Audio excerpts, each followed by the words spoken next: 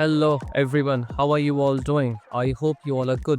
So today here we are back with a new video on our structure series, and this video is going to be on beam to beam connection.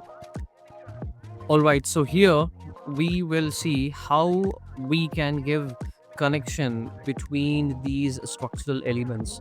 You see here that there is a beam and there is another primary beam which is passing, and how we'll give connection to these beams. So in this video we will only see beam to beam connection. In past we have covered column based plate. In the upcoming video we'll cover beam to column. So as of now, what I will do, I'll go in a plan view, and here there is a template that has been applied. I cannot make any changes. First of all, I'll change the units of this one to 2 millimeters, and then what I will do, I will enable temporary view properties, and I will change the detail level to fine. Once I do that, what I will do, I will turn off these filters.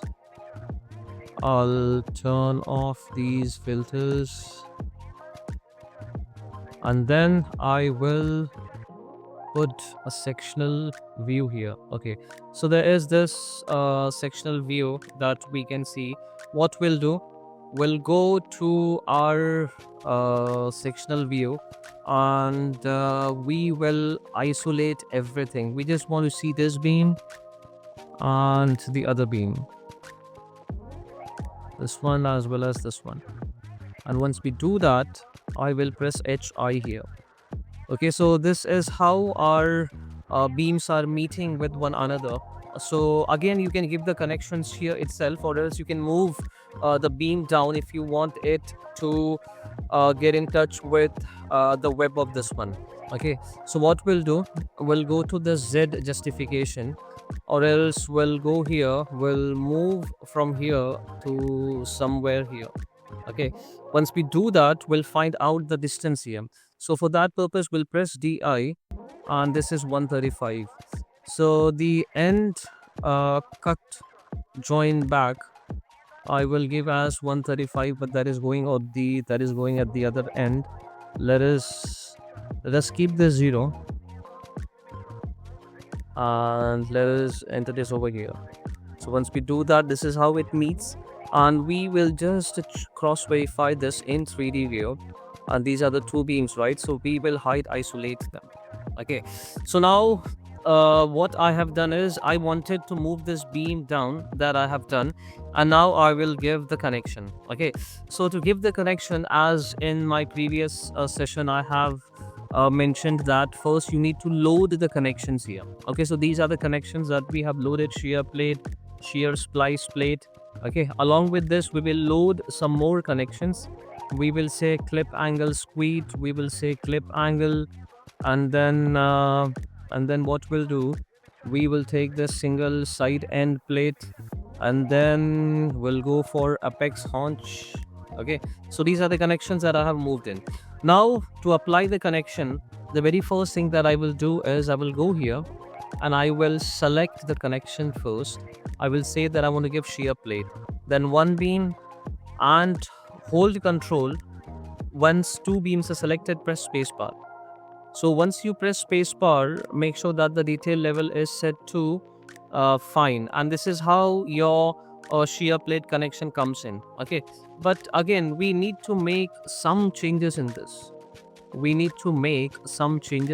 So for that purpose, what we will do, we in the last session I have demonstrated how you can change the settings for the base plate as well as other connections. In a similar manner, what we will do, we'll just move this view a bit here, and we'll go to edit type. Once after going edit type, what you can do, you can go to this modify parameters tab, and here you can see the entire connection that sits here. Okay, so what we'll do, we'll come here and we'll go to this vertical bolts. So this vertical bolts, first we will say that we need the adjustment of this plate from middle. Okay, and I will say that let this number of bolts be 2, and this distance be 50 and this distance be 50. So once I make those changes, it sits perfectly fine and there's no clash among the bolts or anything. Okay. Again, you have to verify this with respect to design condition, how it will be. This plate is getting welded on this one. Okay. So this is one connection. This is one connection, and again, I have told you how you can save this connection. Okay, so now this you have made changes here. If you want to populate this connection, you will right click and you will go to propagate this connection, and wherever there is a similar scenario, it will go on creating such type of connection. Okay, this is one connection that you can give. Second is, again, there are multiple connections here. For example, we'll go to our plan view again. Consider that there are two beams which are meeting at an inclination. Okay, so for that purpose, what I will do, I will press SL and I will cut this beam in two half. Okay, so now there is a problem, and let me just find a way why this cutting doesn't work here now. So what we'll do, I will first unpin this and then I will click here. Okay, so the split command isn't working. So let us stop this beam somewhere here.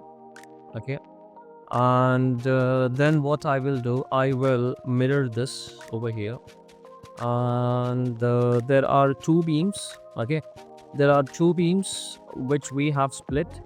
Okay, and you can see it here.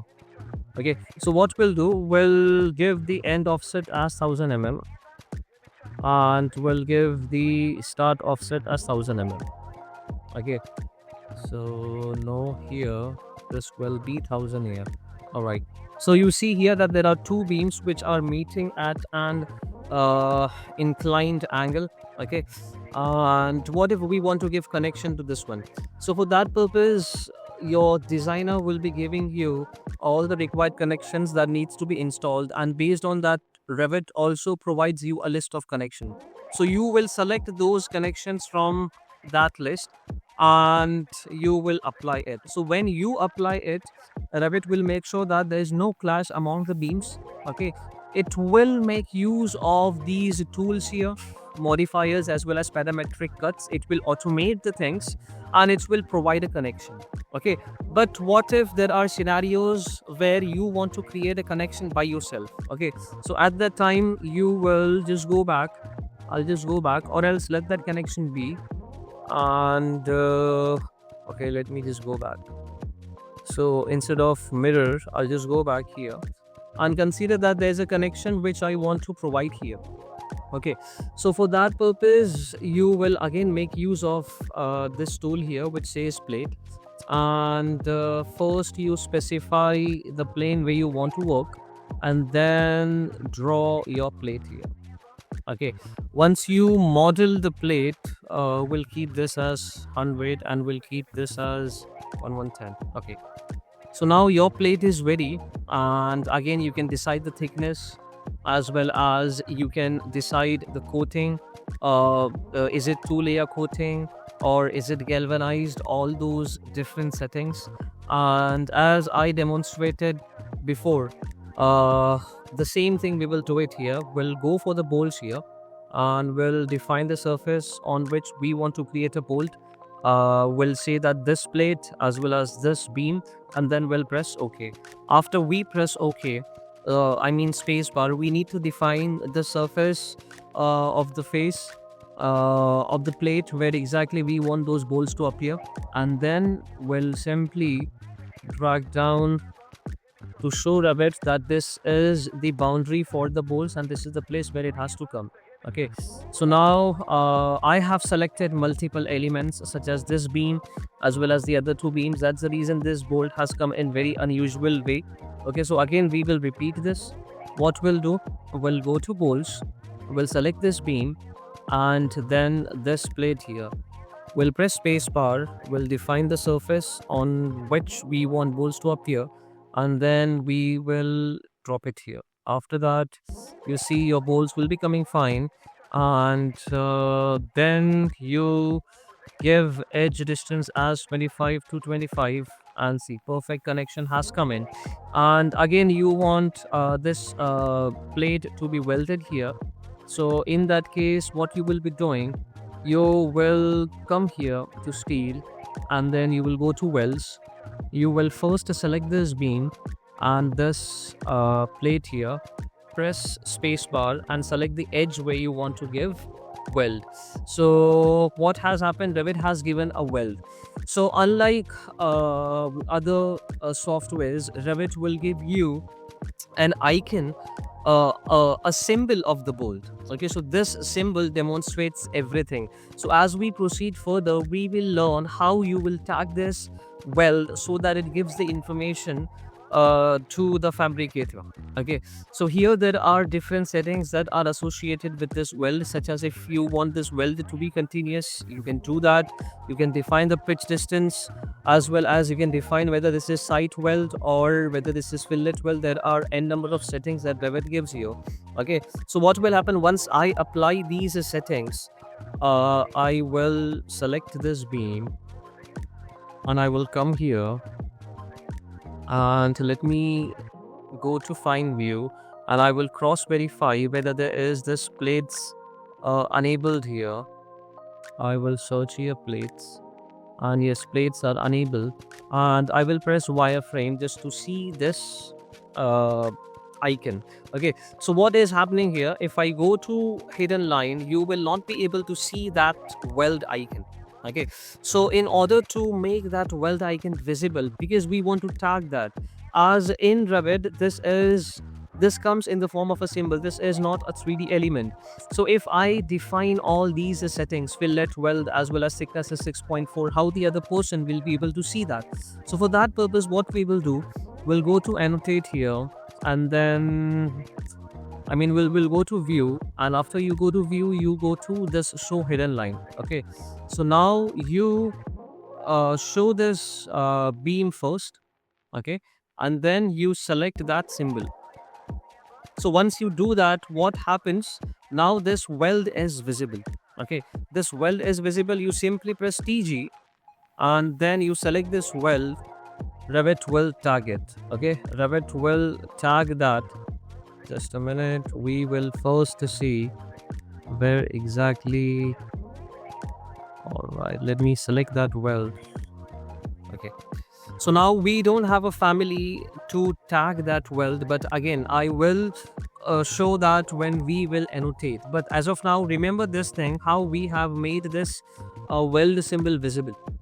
Okay, so this is how you proceed further with the steel beam to beam connection. There are n number of connections that you can give. This is how we have created, and as I showed you that you can also save this connection. You have given some time to it and you don't want to give that time again. So in that case, what you will be doing, you will come here to structure. We'll go to structural connection again to create our customized connection. What we'll do, we'll select this beam here, and then I will press space bar.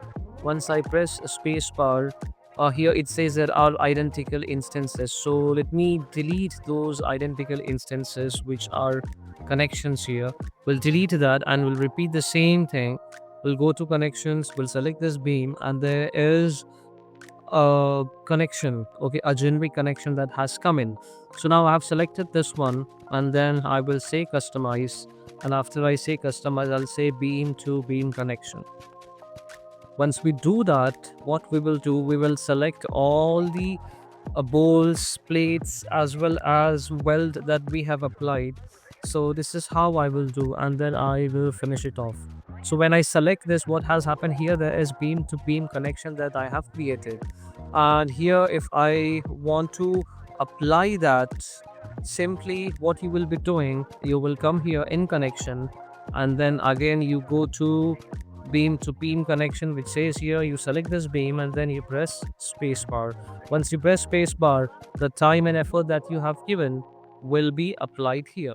Okay, so this is the thing, and again, if you want to try out some more connections based on the design conditions, what you can do is you can come to connection, and here I have loaded few more connections here. The other one is single side end plate. You select this secondary beam and then the primary beam, and once you do that, press space bar.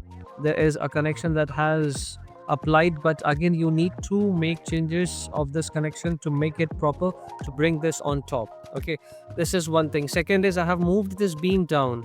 What if you don't want to move the beam down, you want to give the connection to in its place? Okay, again Revit will use these modifiers, and it will cut off the beam in relevant shape to adopt the connection.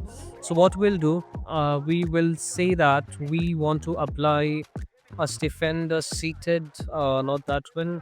We'll go for clip angle. Okay, so for that again you select the main beam, secondary beam, and then space bar. So once you do that, this is how Revit will give the connection, and again make changes in this one. If you want to create your own connections, even that I have demonstrated. So this is how you give connections to beams, and in the next session we will cover column to beam connections. So learners, as always, let us rise and shine together. Thank you.